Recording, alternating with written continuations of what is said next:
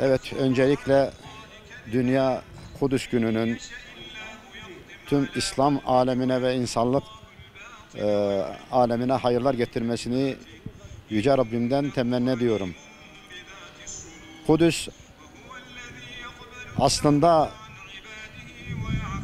Müslümanların ve insanlığın kanayan yarası diyebiliriz.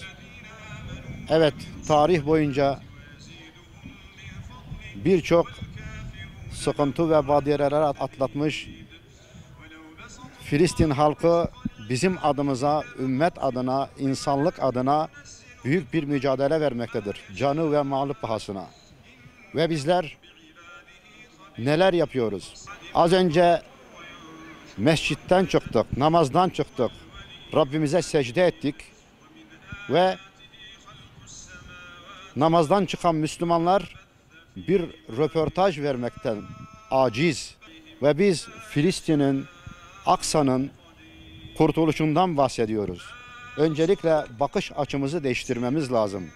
Neden Kudüs? Neden Aksa?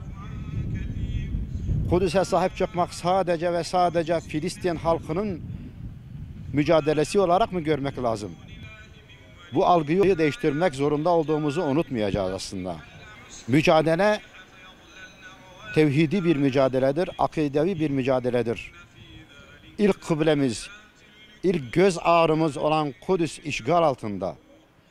Bunun aşılması için birlik ve beraberliğimizi pekiştirmek, cesaretimizi toplamak zorundayız.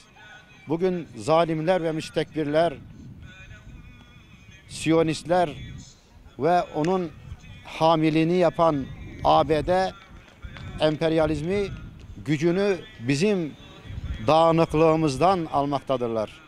Ve son demlerde Covid-19 salgınını bahane ederek İsrail ile normalleşme çalışılmaktadır.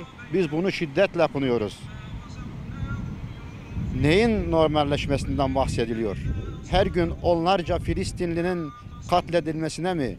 Evlerinin yıkılmasına mı? Yakın bir zamanda tasarladıkları Mescid-i Aksa'nın yıkılması ve işgal edilmesine mi normalleşme sürecine katkı sağlayacaktır? Bunu asla ve asla kabul etmiyoruz ve edilebilecek bir şey de değildir. Bu vesileyle Dünya Kudüs Günü sadece bir günle sınırlandırılmaması gerekiyor diye düşünüyoruz. Babalar ailelerine Kudüs bilincini aşılaması lazım. Anneler çocuklarını uyuturken, bebeklerini uyuturken, Allah Allah nidalarıyla yatırırken Aksa Aksa nidalarıyla uyandırması gerekiyor. Yemek sofralarında, iftar sofralarında yine aynı şekilde Kudüs aşkını, Kudüs sevgisini, Kudüs muhabbetini konu edinmemiz lazım. Gençler sürekli o bilinçle yetişmesi lazım ki, ümmet o bilinçle yetişmesi lazım ki Kudüs kurtulsun, Kudüs özgürlüğüne kavuşsun. Temennimiz bu ümmetin bir an önce zulüm ve istikbara karşı, Siyonist ve emperyalizme karşı birlik ve beraberlik şuuruyla hareket edip ümmetin kurtuluşuna giden yolda bir çağ açmasıdır. Her Kudüs gününde Siyonistleri lanetliyoruz. Kudüs'ün kurtuluşu, Filistinlerin özgürlüğüne kavuşmasını hep istiyoruz, dua ediyoruz.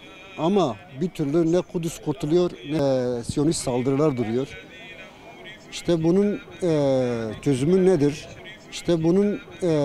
Çözümü nedir?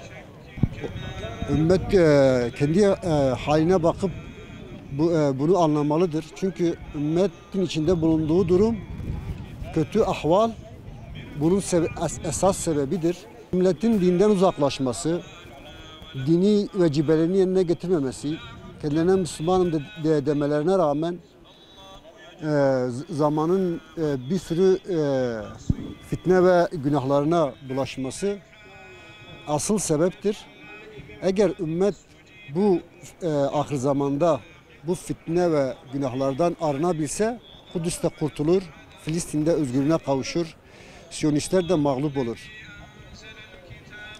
İşte bunun için ümmetin silkelenmesi gerek. İşte bunun için otoritelerin düşünmesi gerek. Bu konuda çaba göstermeleri gerek.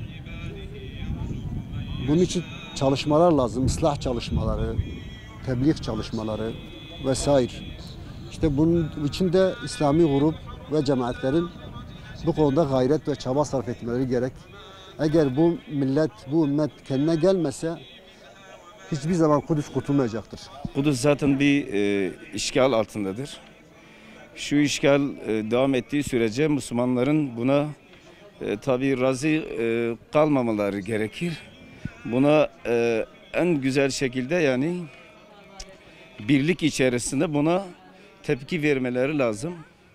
Kudüs birinci kıblemizdir ve gerçekten yani bütün manevi değerlerimizi taşımaktadır. Bu değeri muhafaza etmek için yani tabii Hazreti Ömer'in başvurduğu o yani sirete aynı devam yani o sireti ancak o sirete varmak için bu işgalden kurtarmak gerekir. Ondan sonra ikinci bir konu Selahaddin Eyyubi'nin yani yürüttüğü aynı o şekil bunu ancak bu şekil şey yapabiliriz. Başka türlü olmaz yani. Ve Müslümanların bu dağınıklığı da tabii şu an bu cesareti bu Yahudi lobisine vermektedir. Bunu tabii bu dağınıklık olduğu sürece bunlar bu kabadayılığı, bu zulmü sürdüreceklerdir. Bunu Müslümanların bilinmesi, hepimizin yani bilmesi lazım. Bütün Müslümanlara mutluluk, esen, sevap, bol sevap kazandırsın. Ve Allah bütün belaları def etsin. Kudüs Allah bu münafıkları yok etsin. Kudüs'ün en özgürlüğüne kavuştursun.